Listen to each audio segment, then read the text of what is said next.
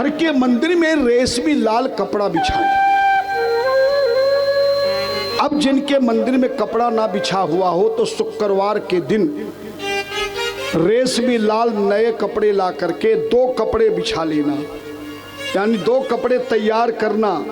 मंदिर में जितना आ सके, छोटा है तो छोटा कपड़ा बनाना, बड़ा है तो बड़ा बनाना, उसके चारों तरफ गोटा लगाना। और हर साल धनतेरस के दिन अपने भगवान के लिए बिछाने के लिए 12 महीने के लिए 2 वस्त्र तैयार कर दे। और जानते हो मंदिर में जो वस्त्र बिछाया जाता है उस वस्त्र का नाम है देव आसन। क्या आसन है? देव आसन। देव आसन।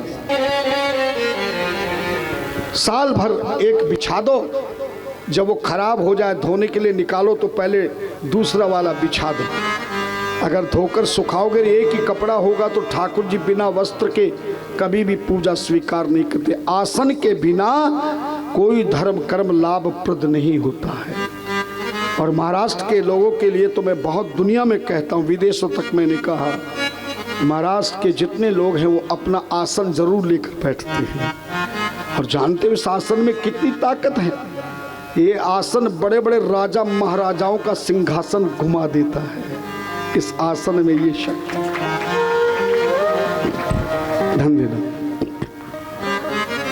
सबसे पूर्व दिशा में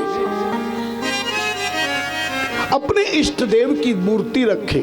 इष्ट देव उसको कहते हैं, भगवान एक है, रूप अनेक है। जिन रूप में आपका खूब मन लगता है, जैसे सब्जियां कई तरह की है, लेकिन कोई सब्जी आपकी बहुत बड़ा फेवरेट होगी कि ना, बोलो ना। अगर हमसे भी पूछोगे तो हमें भी फेवरेट सब्जी एक है, लेकिन अब उसका नाम नहीं बताते। एक जगह गड़बड़ हो गई थी। आप साड़ी लेने जाते हो, सुनार के यहाँ अंगूठी लेने जाते हो, जंजीर लेने जाते हो, तो आपको डब्बा दिया जाता है, मगर आप वही जंजीर अंगूठी लेंगे, वही साड़ी लेंगे, वही सूट लेंगे, वही पैंट लेंगे जो आपको पसंद है। इसका मतलब ये नहीं कि वो बाकी के सब खराब हैं, वो दूसरों को पसंद है।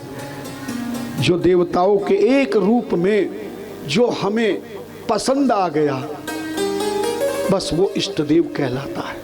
पूर्व दिशा में रखे। सतगुरु से गुरु मंत्र जरूर लेना,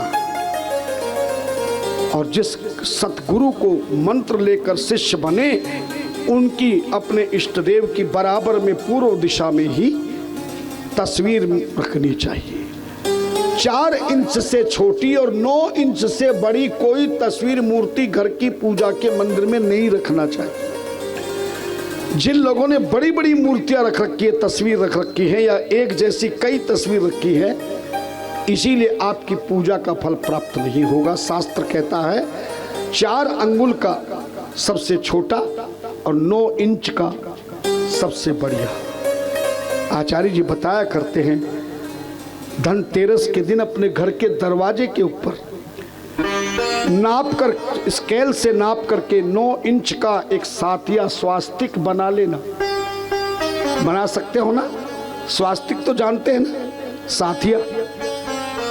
और बनाना सिंदूर से, जो हनुमान जी को चढ़ता है, उसमें घी मिलाकर, शुद्ध घी मिलाकर सिंदूर से, किसी कन्या से या सौभाग्यवती नारी के हाथों से, जो धनतेरस के दिन अपने घर के मुख्य द्वार पर 9 इंच का स्वास्तिक बना लेता है, वो साल भर में बलवान, ज्ञानवान, बुद्धिमान, यशस्वान, कीर्तिवान होता।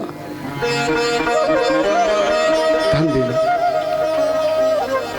ऐसे धनतेरस के दिन 2 वस्त्र बिछा के इष्टदेव और गुरुदेव की तस्वीर रखें, और उन्हीं के साथ में सूर्य भगवान की जो तस्वीर है, हमारे सनातन धर्मियों के घरों में सब देवताओं की मूर्तियां मिलेगी, लेकिन सूर्य की तस्वीर आपके यहाँ नहीं होती है। अगर जो सूर्य की तस्वीर लेना चाहें, आप गूगल से सर्वे कर लेना, सूर्य तस्वीर एकदम सामने आ जाएगी। कंप्यूटर से निकलवा करके उसको 9 इंच के बराबर में तैयार करा के उन्हीं मूर्तियों के साथ में लगा दीजिए। ईशान दिशा में एक सुंदर ढक्कन वाला मंगल कलश, तांबे का हो या पीतल का, और धनवान हो तो चांदी का हो, उसके गले में कलावा मोली बांधकर, अगर धनवान है तो एक चांदी का सिक्का उसमें डालकर गंगा जल भर दे। वो छोटी सी लुटिया में जो ढक्कन वाली है, क्या भरना है? गंगा जल भर के उसमें एक सिक्का डाल दे, ऊपर से ढक्कन बंद कर दे। इस गंगा जल का प्रयोग मत करना। पूर्णमासी के दिन इस लुटिया को उठाना, मंदिर में से उसका ढक्कन खोलना, अपने घर के छत के ऊपर से लेके नीचे तक सारा जल छिड़क देना। चांदी का सिक्का और लुटिया को साफ करके धो करके फिर गंगा जल भर के वही सिक्का वापस डाल करके फिर बंद करके रख देना। तुम्हारे घर में इतना धन इकट्ठा हो जाएगा। अगर कर्ज हो गया है तो 1 साल से पहले पहले सारा कर्ज चुका दोगे। मकान नहीं है तो मकान बन जाएगा, दुकान नहीं है तो दुकान बन जाएगी, नौकरी नहीं तो नौकरी मिल जाएगी। ऐसा मैंने 30 वर्षों में हजारों भक्तों के यहाँ सुनने को मिला कि आपने जो बताया हमने किया और आज हम आनंद ही आनंद है। विश्वास नहीं तो देखो, ये ऊपर के आसन पे जो दोनों पीली साड़ी पहन के बैठे, इनका नाम भी महादेव है। ये आपके पास में अमरावती के रहने वाले हैं। ये हमारे परम शिष्य है। जब से हमें गुरु दीक्षा ली तब से आज इनका खूब आनंद है। ये मिलिट्री के रिटायरमेंट है। ये बार बार कहती थी, हरिद्वार गई गुरु पूर्णिमा पे धाम गई तो कहने लगी कि हमारे घर कब आओगे।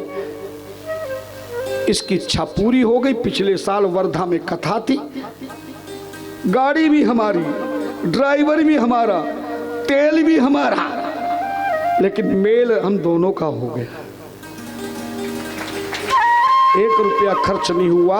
और गुरुजी घर में गए, ये ऐसे भिल्ली की तरह पति पत्नी, इनका पुत्र, इनकी बेटी है। इनकी बेटी कहती थी मुझे बहुत अच्छा ससुराल मिलना चाहिए। 1 साल भी नहीं लगी, पति भी ऐसा मिला, दामाद बेटी भी आई। और वहां बैठ के हमें महाराज पलंग पे बिठा दिया। लेकिन जैसे भीड़ इकट्ठी हुई तो हमने वही सत्संग सुनाना शुरू कर दिया। लोग तो पैसा खर्च करने के बाद सत्संग कराते। कहती थी मैं सत्संग नहीं करा सकती। तब मैंने कहा आज क्या हुआ? बोले सत्संग हो गया। रोज कथा सुनने आ रही है। बहुत सारे शिष्य बैठे मेरे यहाँ, जिन्होंने जो मांगा वो मिला। मंदिर बना लेना। भगवान शंकर जी की अकेली तस्वीर मत रखना जिसमें पूरा परिवार शिव जी का हो। वही ईशान दिशा में शिव जी की लगाना। और गंगा जल भर के जरूर रखना। बिना गंगा जी के शिव जी किसी पे कृपा नहीं करते। क्यों? गंगा जी और शिव जी का रिलेशन क्या, अभी बताऊंगा गणेश की कथा में, कार्तिक कथा। इस तरह से उसके बाद आप पूर्व से लेके दक्षिण की दीवार में भगवती दुर्गा की, सरस्वती की, लक्ष्मी की फोटो रखे, तस्वीर रखे, राम दरबार रखे, राधा कृष्ण रखे। पर घर में सालग्राम का होना बहुत जरूरी है। घर में शिवलिंग का होना जरूरी है। गरुड़ घंटी जो बजाई जाती वो होना जरूरी है। शंख का होना जरूरी है। अरे उदाहरण की जरूरत नहीं, केसवानी जी के घर में जाकर देखो, मंदिर में शंख भी है, गरुड़ घंटी भी है, सालग्राम भी है, शिवलिंग भी है। और आज तो रुद्राभिषेक सारे मेहमानों के साथ हुआ है। और उनकी शक्ति से आज आप कथा सुन रही हैं।